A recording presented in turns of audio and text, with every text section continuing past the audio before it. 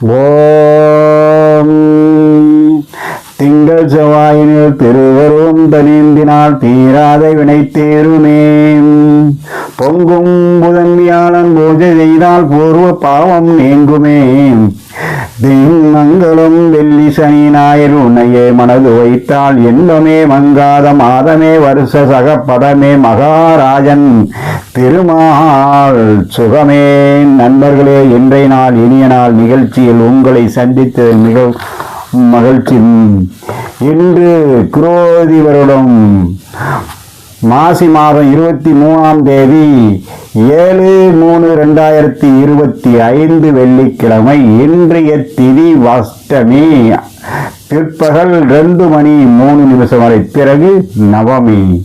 இன்றைய நட்சத்திரம் அதிகாலை 4:37 வரை, பிறகு நாள் முழுக்க மிருகசீரிசம். இன்றைய யோகம் சித்த யோகம். நல்ல நேரம் காலை 6 மணி முதல் 8 மணி வரை, பிறகு 9 மணி முதல் 10 மணி வரை. இன்றைய குளிகை காலை 7:30 முதல் 9 மணி வரை. ராகு காலம் காலை முற்பகல் 10:30 முதல் 12 மணி வரை. யமகண்டம் மாலை 3 மணி முதல் 4:30 வரை. நண்பர்களே, இன்றைய சிறப்பு அஷ்டமி, துர்காஷ்டமி. காலை 10 மணி முதல் 12 மணி வரை துர்காஷ்டமியை, துர்க்கையை வழிபடுவதன் மூலம் சர்வ காரியமும் சித்தியாகும், சர்வ தோஷமும் நிவர்த்தி அடையும். நண்பர்களே, இன்றைய ராசி பலன். மேஷம் நல்ல நாள், நன்மை வந்து சேரும் நாள். மேஷத்தில் உள்ள அஸ்வினி கெட்டவர்கள் சேர்க்கை ஏற்படும், கவனம் தேவை.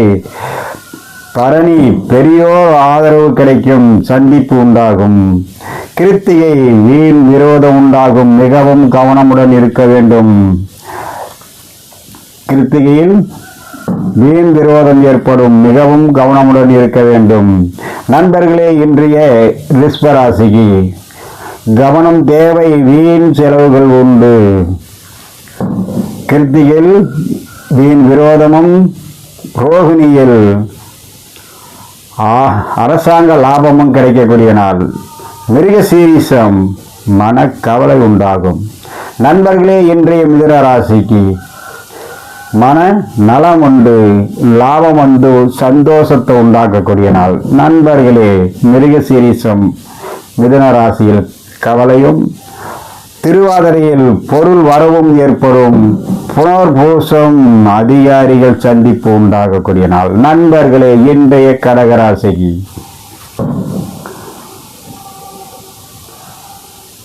மிகவும் எச்சரிக்கையுடன் இருக்க வேண்டும். உடன் இருப்பவர்கள் அல்லது வெளியில் உள்ளவர்களால் போட்டி பொறாமைகள் உண்டாகும். கடகத்தில் வரக்கூடிய புனர்பூச நட்சத்திரம் அதிகாரிகள் சந்திப்பு. பூசம் உடல் சுகம் ஏற்படும், ஆயில்யம் பயணம் உண்டாகும். நண்பர்களே, இன்றைய சிம்ம ராசி மனம் உத்வேகம் ஏற்படும், மன தைரியம் உண்டாகக்கூடிய நாள். மகம் காரிய தடை, பூரம் பணவரவு, உத்திரம் மன உற்சாகம் ஏற்படக்கூடிய நாள். இன்றைய கன்னி ராசி நண்பர்களுக்கு காரிய தடங்கள் ஏற்படும், கவனம் தேவை. ஏதாவது ஒரு வகையில் சிக்கல் ஏற்படும். கண்ணில் உள்ள உத்தரம் மன உற்சாகம், அஸ்தம் மேன்மைகள் உண்டாகும், சித்திரை சிரமங்கள் ஏற்படும்.